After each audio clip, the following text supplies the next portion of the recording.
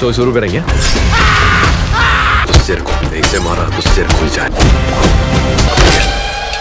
Thriller প্রেমীদের জন্য পহেলা মে মুক্তি পাওয়া দুটি প্রতীক্ষিত ছবি নানির হিট দ্য থার্ড কেস ও সূর্যার রেট্রো মুক্তির পর থেকেই বক্স অফিসে মুখোমুখি হয়েছে। তীব্র প্রতিযোগিতার 3 দিন পর চিত্র অনেকটাই স্পষ্ট, ব্যবসায়িক দিক থেকে এগিয়ে রয়েছে হিট 3।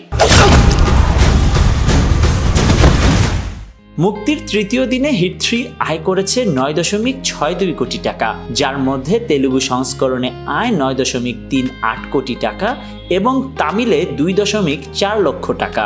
একই দিনে রেট্রো আয় করেছে 7.72 কোটি টাকা, যার মধ্যে তামিল সংস্করণে এসেছে 7.05 কোটি এবং তেলেগুতে মাত্র 6.7 লক্ষ টাকা। 3 দিন শেষে হিট 3 এর মোট আয় দাঁড়িয়েছে 41.12 কোটি টাকায়, যেখানে রেট্রো তুলনামূলকভাবে পিছিয়ে, আয় 34.72 কোটি টাকা।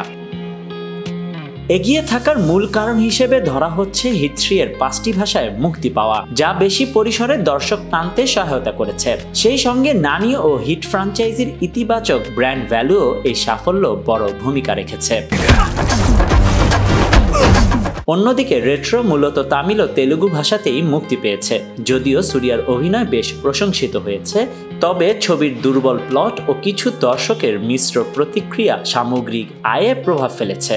হিট 3-কে অনেকে স্কুইড গেম ইন্সপায়ার্ড বলে থাকলেও তা দর্শকদের কৌতূহল বাড়াতে সক্ষম হয়েছে।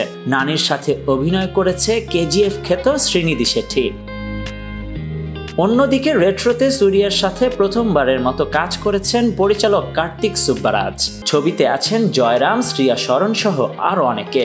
পরিচালনার প্রশংসা থাকলেও দুর্বল চিত্রনাট্য নিয়ে সমালোচনা থেমে নেই। সব মিলিয়ে লম্বা সপ্তাহান্তে হিট 3 স্পষ্ট সুবিধাজনক অবস্থানে থাকলেও রেট্রো যদি ধীরে ধীরে দর্শক টানতে পারে, তাহলে এই বক্স অফিস যুদ্ধ জমে উঠতে পারে বলেই মনে করছেন বিশেষজ্ঞরা। এখন অপেক্ষা কার দৌড় দীর্ঘস্থায়ী হয়। Desk report, news now 24।